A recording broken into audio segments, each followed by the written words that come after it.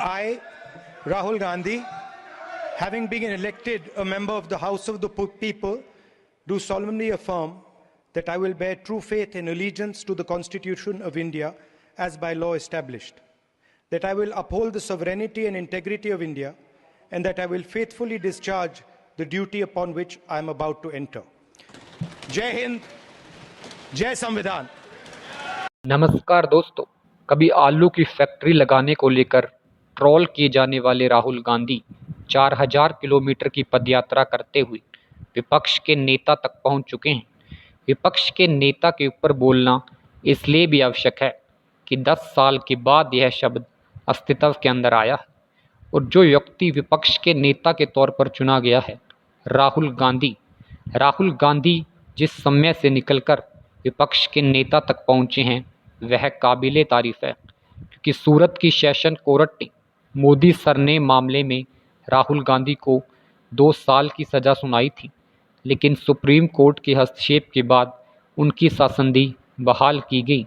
भारतीय राजनीति की परंपरा की बात करें तो हमारे देश के अंदर किसी को भी खारिज करने का सबसे आसान तरीका है उसका मजाक बना देना।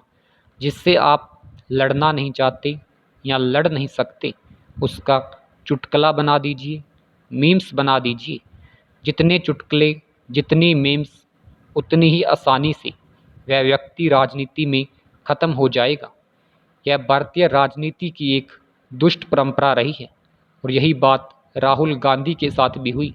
लेकिन आपने पिछले कुछ समय में देखा होगा कि राहुल गांधी किसी भी नेता की व्यक्तिगत स्तर पर आलोचना न कर सरकार की नीतियों की आर्थिक स्तर पर आलोचना करते हैं, और वह भी डेटा के साथ।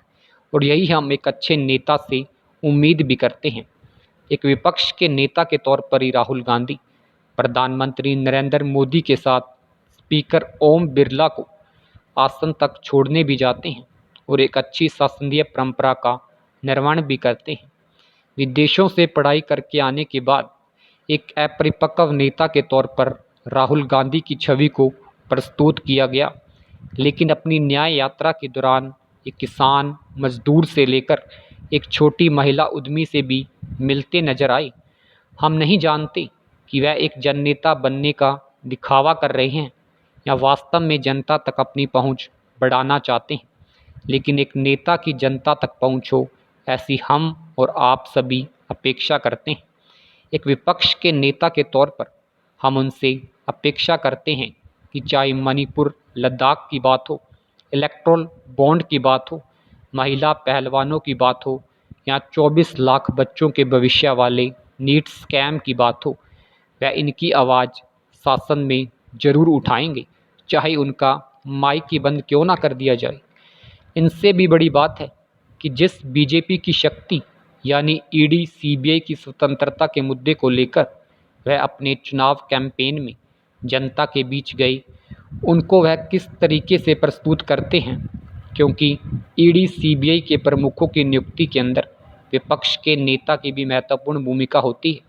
इसके अलावा केंद्रीय सतर्कता आयोग व केंद्रीय सूचना आयोग की शक्तियों को समय समय पर, चाहे पिछले सालों में इनकी स्वतंत्रता को कम करने का प्रयास किया गया हो, लेकिन हम उम्मीद करते हैं कि एक मजबूत विपक्ष के तौर पर वह इनकी कमियों को दूर करने का प्रयास जरूर करेंगे।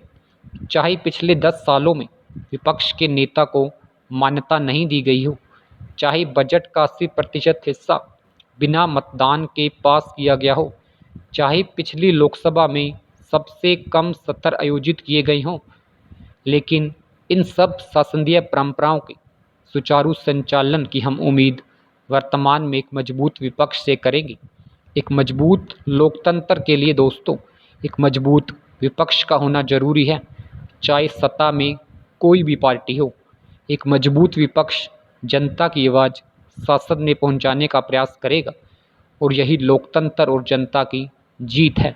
हम भी उम्मीद करते हैं कि वीडियो आपको पसंद आया होगा।